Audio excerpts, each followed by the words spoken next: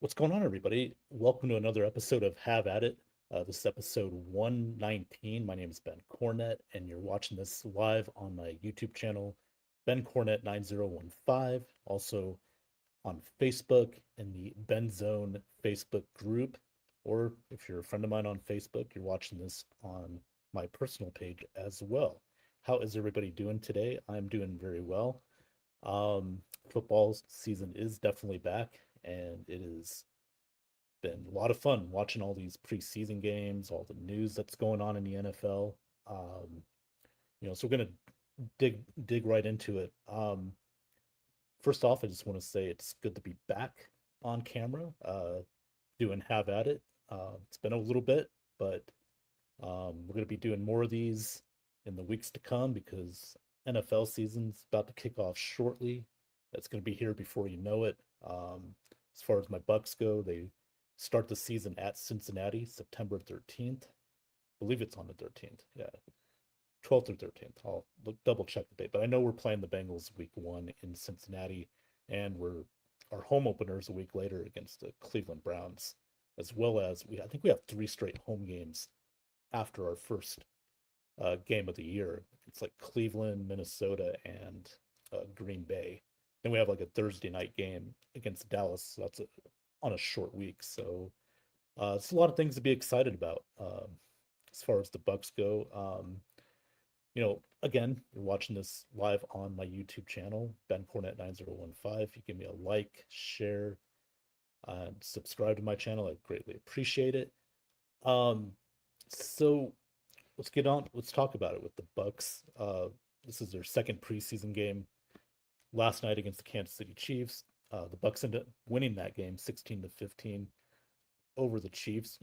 Wins and losses don't count. So, but if people like to see the Bucks win, that's even a preseason game, that's cool. Um, as far as my takeaways from the game, uh, now game two of the preseason, the Buccaneers, you got to see more starters play, including Baker Mayfield, who had two series. I know a lot of people weren't too thrilled about that, as far as his play goes, but the way I look at it right now, it's preseason. um, Offensive coordinator Zach Robinson's not going to, roll out the playbook too much. And also, they had a injury at one of their tackles, so you know, I understand why they didn't really do a lot of plays. Again, Baker's the starting quarterback. You're not going to play him much. Um, and he's probably not going to even play the last preseason season. Easy for me to say, play the last preseason game against the Jacksonville Jaguars on Friday. So, it's just to get Baker out there. Um, again, the playbook's not going to be very deep during the preseason. They'll save a lot of those plays for the regular season coming up. So I'm not going to get on Baker at all for that. And we got to see Bucky Irving last night. Put on a little weight. I think he put on like 10 pounds. Looked solid. I thought he looked solid out there. Will the weight help? You know, I would say in between the tackles it will. Um, will it slow him down a little bit? That's I'm not sure. We'll see how that plays out. But it is good to see Bucky back. They're going to need him this year, for that run game. Because last year I thought that was missing a little bit because he did have some injuries. He sat out a few games as a shoulder injury. Um, you know, Now we got Kenneth Gainwell in the offseason from the Steelers. Uh, Sean Tucker. It's interesting right there because he's been talked about a lot about how he's not played much in the preseason. Josh Williams is the other running back getting the reps. Um, it's interesting. I don't know if Sean Tucker's going to be released or not. I don't see that. I still think he's the number three running back behind Bucky and Gainwell. Because they're going to use Tucker. He's good for special teams as well. But Josh Williams has ran the ball pretty good for the reps he's been getting during the preseason. So that could be interesting. Maybe they have four running backs on the roster. We'll see. But another position that's really standing out right now is the quarterback position, the backup quarterback position, that is. We saw last week Jalen Daniels. Um, I mentioned I really liked what he did last week, you know, because I felt like he was very composed out there, very relaxed. And for an undrafted rookie going in there, playing your first NFL game, um, albeit against second and third stringers, but nonetheless, he looked very composed out there. Looked like he had a grasp of the offense. I know this week there was, in the game last night, there's a bit of criticism about, how he was getting laid out of the huddle, getting the play relayed to the huddle by Zach Robinson, the OC. But he had a great drive last week in last night's game, I should say. Looked really good. I thought, again, throwing the ball well, was using his legs when he's supposed to do it. Didn't really make too many mistakes. There's stuff to be worked on, but it's really interesting how he's really looked in training camp and in the preseason games compared to Jake Browning, who, albeit he didn't play in last week's preseason game, but did last night. Browning looked okay, didn't look too great. But Jalen Daniels definitely stepped up to the plate. It's going to be very interesting now because there are a lot of fans, Bucks fans out there who feel like Jalen should be the backup quarterback. Um, and in my opinion, he's definitely earned an opportunity to at least, be considered. Now, there are some things about this position, this backup quarterback position that's going on. We got to kind of take a look at really carefully here because Jake Browning, who came in, got signed in the offseason from Cincinnati, um, to a 1 year, I think it was like 1.3 million. Uh, so that does kind of complicate things a little bit because I know people are calling for Jalen to be the backup, and I can't necessarily disagree with that, but there is more to it. Are the Bucks going to put a quarterback like Browning on the practice squad when he's making over $1 million this year? I don't see that. It is a bit of a conundrum because Jalen's an undrafted rookie. Um, so despite him playing well, Jalen, that is, um, unless they put uh, three quarterbacks on the roster, I don't see Browning going to the practice squad. I think he's going to be quarterback number two, whether it's fair or not, whether we like it or not. I see it that way only because of two things: the experience and the money. So with Jalen Daniels, perhaps, he could get on as a third quarterback. I wouldn't mind that, you know, um, because I think there is some upside to him, especially the way he played, the University of Kansas. I saw a couple of his games, when he was playing on TV. He definitely is very athletic, can move out of the pocket. Um, a good arm, really good arm, and he doesn't make too many bad decisions. There's always some things he's definitely gonna have to work on, but that'll come in time if you, give him the time to develop. Now, obviously, that's not going to be this year. Baker's the guy, but it's something definitely to watch out for. But again, not sure if you know he's going to be the backup number two. Excuse me. Um, but I wouldn't be against it. But at the same time, I'm looking at the situation right now. I don't see them unless Browning gets hurt, which we don't want. But unless Browning gets hurt, I think he's going to be the backup quarterback. Again, the Bucks paid him over $1 million this year, and he's won some games in the NFL, with the Cincinnati Bengals. So that's most likely going to be the scenario. Um, but I will say it's going to be very interesting to keep our eye on as we get down to, Friday night, and then the week from the day it'll be the cuts to where we get to the final 53-man roster. So keep an eye on the backup quarterback situation. But other things going on, last night Ruben Bain made his debut um, for the Bucks defensively. Thought he looked really good. You could tell that this guy, his motor is incredible. Um, Again, like I said in the last episode, I don't buy the whole, well, he's got short arms thing. So does Micah Parsons. He's been a Pro Bowler, so enough with the short arm stuff. It doesn't matter. The guy can play, and he looked great. Looked very confident out there. You know, pretty much got to the quarterback most of the time. But again, it's preseason. I'm not gonna say he's gonna be a Hall of Famer yet, but you can certainly see the uh, the optimism. You could see the signs there that this guy's definitely got the talent to be a really good one. You know, in the future. I mean, maybe the future's now. Who knows? But I thought he looked really good out there last night. So did Yaya Diaby. Um, you know, Also, you got to give some props to Zion McCollum. He made a great open field tackle on Kenneth Walker last night, so that was nice to see as well. That was an issue last year with some of the Bucks players; they weren't able to make open tackles in the field. So for Zion to make that open field tackle on Kenneth Walker was fun to watch, and you hopefully, he'll pick up his game this year, especially with the money he's making.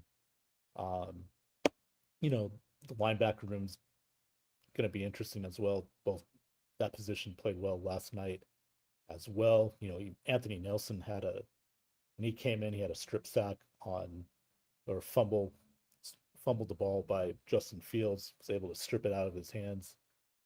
So that was fun to watch. You know, Overall, a lot of good stuff I see. Obviously, if there are any negatives, I would say maybe Ted Hurst didn't play very well. Again, a rookie, but he had that unsportsmanlike conduct penalty.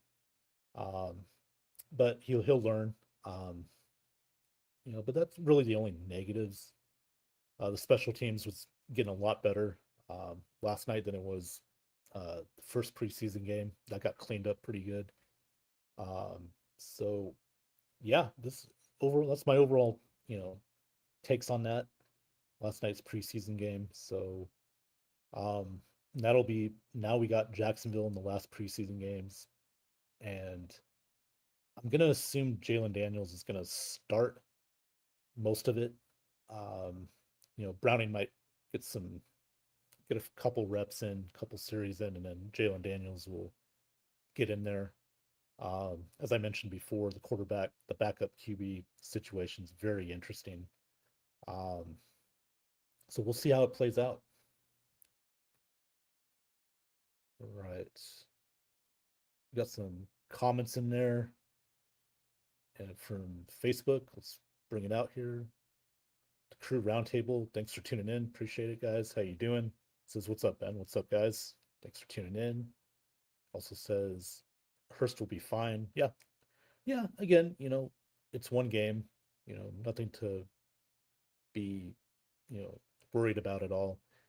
Um, he's got another chance this weekend, this Friday, I should say, against Jacksonville. So he'll get a lot of um, reps in for sure because they're not, the Bucks aren't going to play their starters this week. It's the last preseason game. This is mainly to see who's going to make number 50, 51, 52, and 53 on the 53 man roster. So, but that's a good thing. It's still football. Still excited to see who will get those final roster spots because the depth's going to be very important. You know, this year as well, especially with that offensive line, which I'm a little worried about that, but we'll talk more about it later. Crew roundtable thoughts on Jack Clyburn. This is interesting because, as we all know, that he did file a lawsuit with the NCAA about the eligibility rules if he can come back for a fifth season. Uh, he's playing pretty well right now. Um, he's done. He has a chance to make this team. Maybe as a reserve or special teams. Um, but what does he want to do? Does he want to be in the NFL or does he want to go back to college? I think his mindset is if he doesn't make the 53-man roster, he wants to go back. I'm assuming that's what I'm seeing there. Um, you know, that's a whole different rabbit hole to go down as far as the eligibility. I know I think a court ruling ruled that, you know, players got denied that or a fifth year, after the class of 2022 scenario. But I don't know. We'll see how it plays out. I think he's been pretty good in training camp, and in the games he's played, and the reps he's getting. So hopefully it works out for him if it's with this team or anywhere else. Yeah, because we could use the linebackers right now. Keep in mind that we had scraps from other teams to build depth as practice squads as well. Oh, absolutely, yeah. And it'll be interesting as far as if, let's say, a Jalen Daniels doesn't make the team, he goes on a practice squad. A couple teams are gonna snatch him up. So that's the conundrum the Bucks are in right now because he's playing well, and you could argue that he could be the number two, right behind Baker. You know, there are teams watching. Like, believe me, there are some teams right now that could use a quarterback that use a backup quarterback, and that Jalen's very attractive, you know, from a football standpoint. So boy, the Bucks, they got a Bulls and the they got a lot to work on, especially if Jalen balls out this week against Jacksonville. It's like, do you keep a third quarterback on the roster? Because that would take away a position that could be used as depth, mainly offensive line. Because we know last year the offensive line was just a game of musical chairs that was just kept revolving, and I thought that kind of affected the offense quite a bit, especially down the stretch last season. So that'll be interesting there. See, I've got another comment from Facebook. Crew Roundtable says, I think Clyburn unprecedentedly goes back to LSU, which I feel is ridiculous. What happened to college football? Will he have to sit out next draft since Tampa technically owns his rights? Yeah, that's a very good question. If he goes back to LSU, um, they do own the rights. That's the Bucks. So, my whole take on this, I'll be honest with you. I like college football. I'm a Florida State fan, for better or worse. Um, it's it's just getting ridiculous now with all the rules and the NIL and everything, which I was all for NIL, you know, um, but there should be a limit on it. But that's a whole nother topic for another day. I just think that it's getting to be too ridiculous. It's for college football. And now you're going to talk about the possibly having two super conferences and all that good stuff. So, you know, that's why I like the NFL better. You know, I like college football, but and college football starts next week. Florida State plays New Mexico State. So we'll see about that. But again, I just feel like uh and with Clyburn on our team, Bucks technically own his rights, so can he enter the draft? I don't know. It's funny because isn't Jake Plummer still on our roster? Do we have his rights still? Remember when he came to the Bucks and then he just retired? I think it was like in the mid 2000s. Wonder if we own his rights still. Um, but I don't know. It'll be very interesting to see how that plays out. Um, but yeah, it's going to be very interesting. Yeah, yeah, and I agree. It is ridiculous that you know these kids get to go back to school if it doesn't work out. But college football is a moneymaker, and you get the right money, you know, hey, why not? So, and again, I'm not necessarily blaming the players here. It's the NCAA you got to blame because they're the way they structured and everything. Um, I don't know. It's the wild, wild west, the NCAA. Remember, Bo had to sit out of the draft before going to the Raiders. Yeah, because the Bucks owned his rights. Because before the Glazers, that was Hugh Culverhouse. Um, but Bo told him, I ain't going. If you draft me, I'm not going. Well, Hugh did, and um, it was a mistake. On the Bucks, they should have known better. But didn't turn out bad for Bo. He went to the Raiders. Played baseball for the White Sox and the Royals. So he had a good career before the devastating hip injury that forced him to retire early, at least in football. Um, so I don't know. We'll see how that plays out. Um, one more too. Thanks, crew roundtable, bringing the comments today. Appreciate that. Sorry, I didn't mean to derail you. Let's talk defensive rookies looking good thus far. No, no apologies. It's as I mentioned earlier. I liked what Ruben Bain did last night. You could see the talent there. You can see the football instincts. This guy's hungry, and you know, I don't care if he went to Miami. Yeah, like he doesn't play for the Hurricanes anymore. He plays for the Buccaneers. I know some Florida State fans are up in their feelings because it's Ruben Bain, but I could care less. Warren Sapp's one of the top players in Bucks history and Hall of Famer in the NFL. He went to Miami. He was great. I mean, I don't like him as a person, but as a NFL player, yeah, he's one of the greatest Bucks of all time. Yeah, I don't care what school he went to. But Derrick Brooks, he went to Florida State. Just saying. Um, Ruben impressed me very much, even in limited amount of playing time. You could just tell that. And you even saw the offensive line for the Chiefs. They were making sure he got some double teams.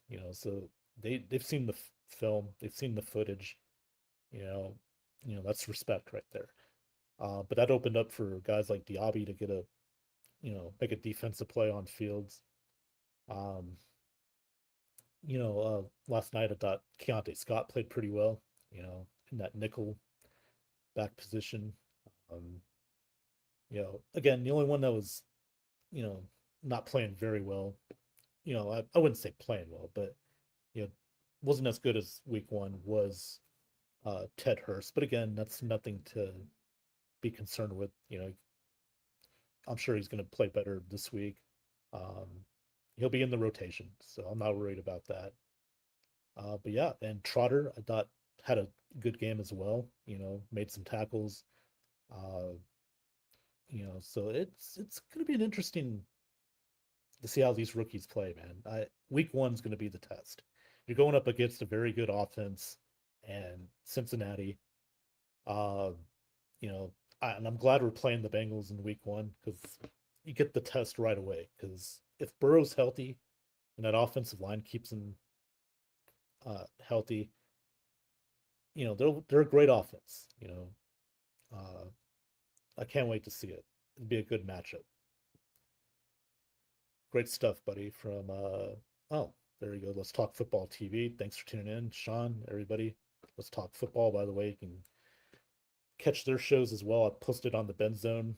They do a great job. They got Washington Football Weekly, Sean and Will Kramer, and then they got the Roundtable, Nick Rosario, Tina, Delilah. So check them out, and Anthony Handy as well. So check their show out. I'll put that on the Bend Zone as always. Crew Roundtable. Scott is playing well. I believe he will see a ton of playing time with Paris starting opposite of McCollum. Yeah, and Jacob Paris. Forgot to mention him last night. Another great game from him. You know, hopefully that defensive backfield plays well. Keontae Scott will definitely get some uh, playing time in the regular season. Because we don't know about Benjamin Morrison yet. He's put on the pads now, but he's somebody that's got to get healthy. Otherwise it's going to stun his development, and you know that's a fear. When it's and well, not fear, a risk when you draft guys with injuries. Because Morrison, he played at Notre Dame his senior year, but he missed some time with the hip injury, so that could be an issue going forward. But hopefully he can get healthy, develop, because we need the depth. Let's face it. I mean, that's the one thing that's hurt this Bucks team, especially defensively and offensively. The offensive line is the depth. So if we can get a healthy team this year, the sky's the limit for them. See, Rob the Prez Thompson. Thanks, Rob, for tuning in. He's on Facebook. The Buccaneers defense will be 100% better than last year. Well, when you look at it, right now, Rob, and I'm sure you were at the game last night. I mean, you could tell that it is going to be different, but there is a lot of promise with Ruben Bain, with Keontae Scott, with Josiah Trotter, Ted Hurst. Well, Ted Hurst on offense, but the defense, um, it's a lot younger, which is good, because they need to get younger. And, um, then the free agents, with Muhammad in there, and Robinson, Ashawn Robinson, who, I think is going to be a great long. Now that we got Villa back signed, Villa, Robinson, Ruben Bain. I mean, that 3-4 is going to be really good, especially Diaby, that outside linebacker position. Um, there's a lot of promise there, So, yeah, I do agree that the defense, I think it will be better.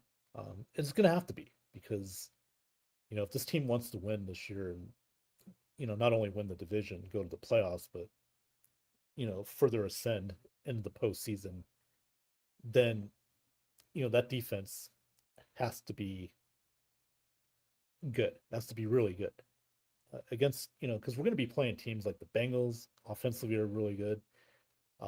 Minnesota, if Kyler Murray can, find his form back, they got Justin Jefferson. They got the receiving core there.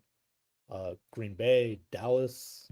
We can make fun of Dallas all we want, but they still got a pretty good offense with, CeeDee Lamb, George Pickens. We're going to face a lot of good offenses this year. A lot of good quarterbacks. So they're going to have to limit them from scoring, limit them from moving the chains and get some sacks this year. Because last year, a lot of the quarterbacks on the opposing team, their uniform was clean. You want to get it dirty. You want them to feel the pressure every, passing play. So yeah, if we could do that, and again, the corners weren't great last year, but some of that's because you didn't get pressure up front. You didn't get those sacks. You didn't, a lot of quarterbacks had time in the pocket to make plays. So if you could do that, that's going to make it a lot easier on the secondary. It always starts up front, whether it's offense or defense, it always starts in the trenches. So I'm very excited to see how this defense does. Crew Roundtable, Kendall Beckwith. Yeah, I remember that name. That's unfortunate. I think he had the car wreck that pretty much really, he was never the same and just never could get back on the field. That's unfortunate. But there was talent there with Kendall. He had a lot of promise too, so that's unfortunate.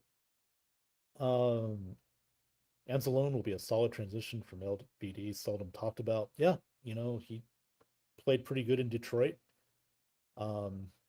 He's from Florida, so he's home. He's a veteran. He's got experience, and really when you have a guy, I mean, nobody's going to replace Lavonte.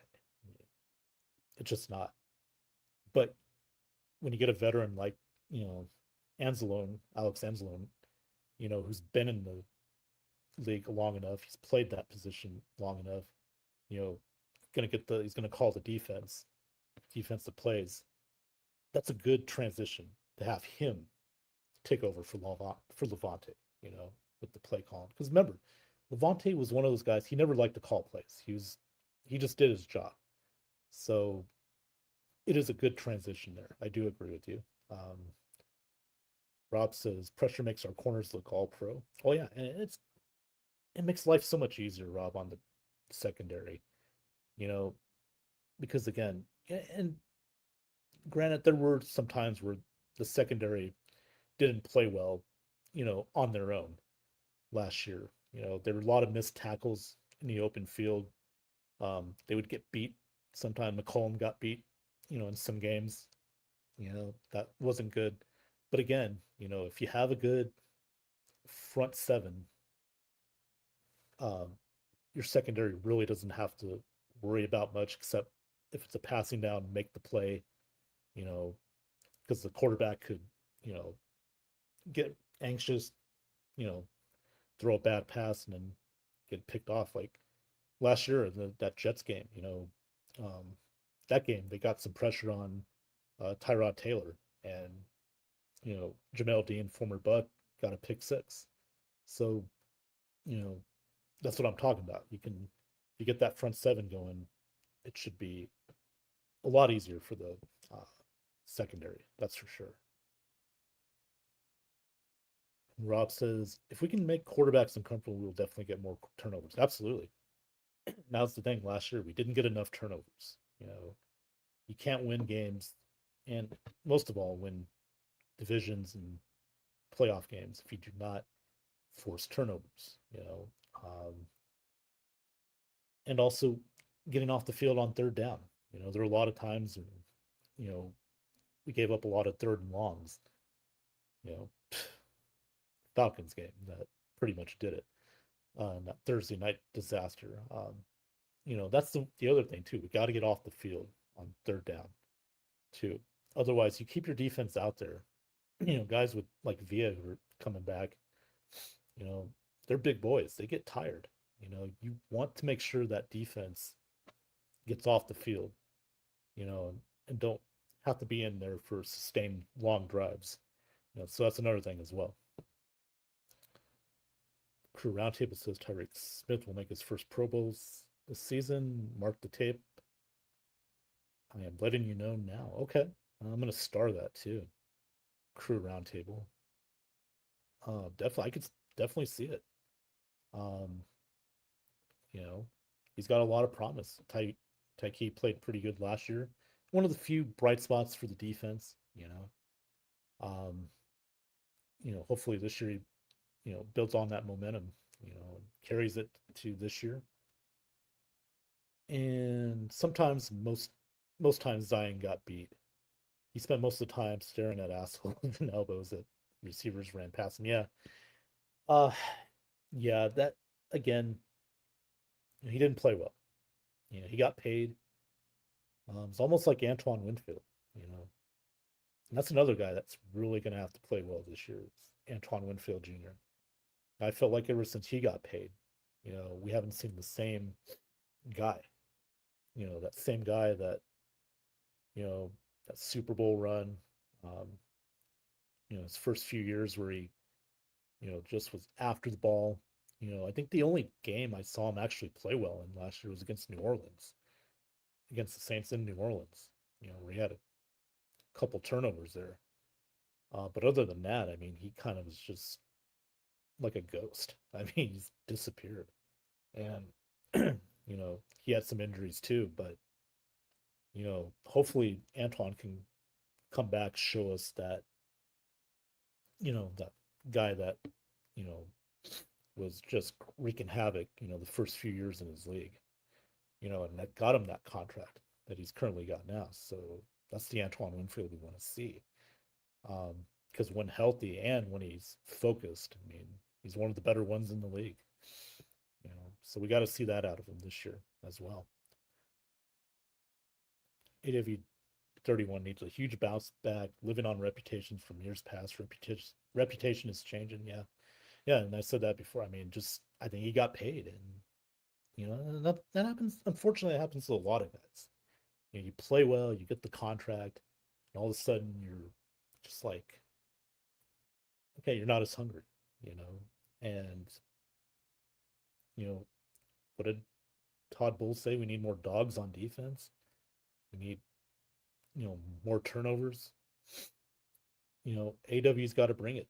And hopefully he does. And with this new defense, you know, with the guys we brought in, the Ashawn Robinson, the Anzalones, if the rookies like Ruben Bain and Trotter and Keontae Scott, hopefully that'll spark him up. Usually you want the veterans to, can't believe we're calling Winfield a veteran, but excuse me, that's what he is now. You would think he would be the guy to spark these guys up, but hopefully, these rookies, these newcomers, free agents can light a spark in him, because we definitely need him out there, especially if, we need to get turnovers in key spots in games. So yeah, so anyway, that's what I got on the Bucks. Thanks guys for the comments. Appreciate that. You know, we'll get into some other stuff real quick. Because I am a Bucks fan, but I like to talk NFL as well. And looking around the league, the big story coming out yesterday and really in the preseason's obviously been the Browns situation. Which is not always good with the Cleveland Browns. Never usually is. With the whole quarterback situation, Deshaun Watson, sure Sanders, Watson making the comments yesterday in the post game, saying that it's personal because the fans are booing him. I mean, even I watched some of the game. Excuse me, yesterday with how he played, how Shador played. You know, my thoughts on that real quick. Now, you know, look, that was the worst contract in NFL history. 230 million, I believe, was 5 years. All guaranteed. And it's been a bust. Let's just call it like it is. It's been a bust. And Deshaun's only played in what, 14, 15 NFL games for the Cleveland Browns ever since he got that deal. He had 2 Achilles injuries. And again, we're not going to get in the whole off the field stuff. We know that already. But the fact that he's only played in about 20% of these games, the money he's making, it was worst contract ever. And, my thing is, if I were the Browns, I would start Shador, see what you got. I'm not saying he's going to be great or a future Hall of Fame quarterback, but you got to see what you got with Shador. Why not? You know, at least you'll get an idea. And then if you're bad this year as well, okay, then the quarterback class coming out is going to be pretty deep. So you have an opportunity to grab one of these guys. But, I really don't think they should be starting Deshaun Watson at this point. But I could see the owner saying to Todd Monken, the head coach, you need to start him because I don't want 30, 40 million just sitting on the bench. So I could see ownership, butting in, telling the head coach, hey, you need to start Deshaun, whether it's good or not, whether it's the right move or not. I think that's probably what's going to happen. And looking at the Browns' schedule, the first 2 regular season games are on the road, you know. So I could see a scenario where Deshaun starts those games because they're not going to be at home where the fans will boo him. You know, but for me, that shouldn't be the reason. I think give Shador a shot. See what you have with him.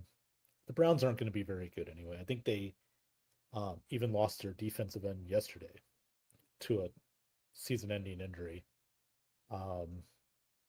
So I would just say give Shador a chance. See what you got with him. Just cut your losses to Deshaun Watson because he's not your future anyway.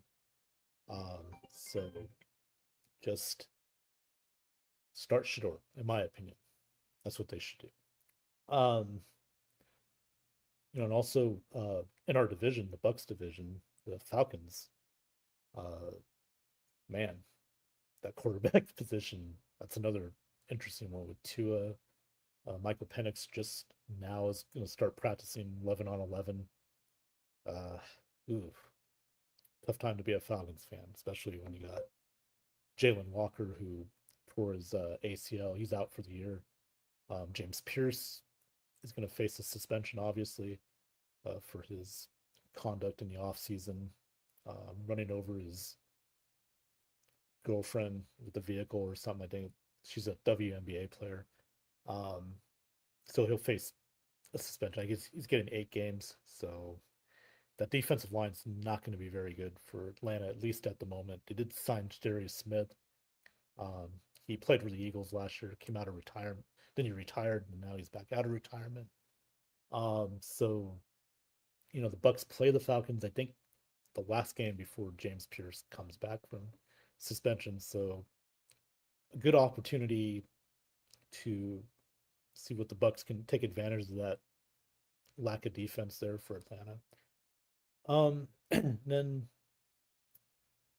I don't know. It's not a lot of other stuff going on. Obviously, um, you know, Minnesota Vikings I mentioned earlier with Kyler Murray and JJ McCarthy. I saw a little bit of the game yesterday against Baltimore, and I can see why they're going with Kyler. I mean, poor JJ. I think he's going to be a backup in this league. Um, it'll be interesting to see how Minnesota does. Can Kyler redeem himself and get back to the form he did in Arizona? Um, no, we'll see what happens there. But that's gonna do it for this episode, man. It's felt good to be back on here after a while. We're gonna do more have at it episodes because NFL season's coming up.